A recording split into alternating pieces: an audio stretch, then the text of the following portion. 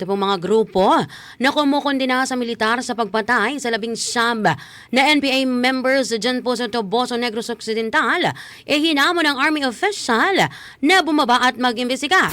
Mayroon po tayong pag-uulat mula po dyan sa aming AM station sa Bombo Radyo Bacolod, Bombo Danica Planilla. Please come in. Hinamon ng commander ng 303rd Infantry Brigade ng Philippine Army ang grupo na kumukundina sa paggamit ng puwersa ng militar laban sa mga New People's Army members sa bayan ng Toboso Negros Occidental na sila ay bumaba at alamin ang katotohanan. Ito ay kasunod ng pagpalabas ng statement ng Office of the Student Regent ng University of the Philippines na kumukundina sa tinawag nilang strafing operation at human rights violations ng 79th Infantry Battalion.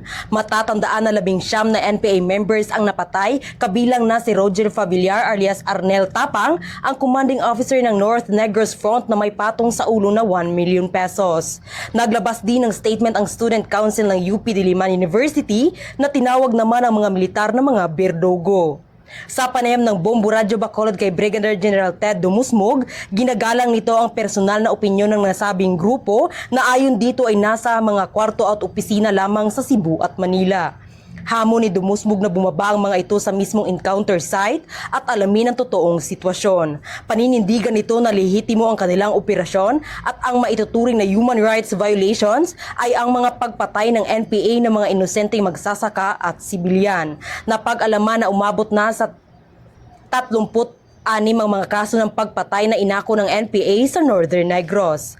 Paninindigan ni Dumusmog na ayaw na ng mga residente ng kaguluhan at nananawagan na ng katahimikan sa kanilang lugar. I hope that they can visit the site. I hope that they will investigate properly so that they will know the truth. The problem with them is they are speaking from Manila, they are speaking from Cebu, out of touch of reality. But I of course respect their opinion. Opinion lang naman nila yun. Ang human rights violation ay ang pagpatay ni Jong sa mga inosenteng farmers, inosenteng civilians dyan sa area ng Toboso, Calataba at saka Escalante City.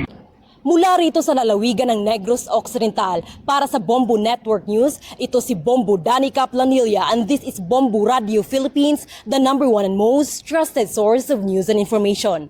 Basta Radio.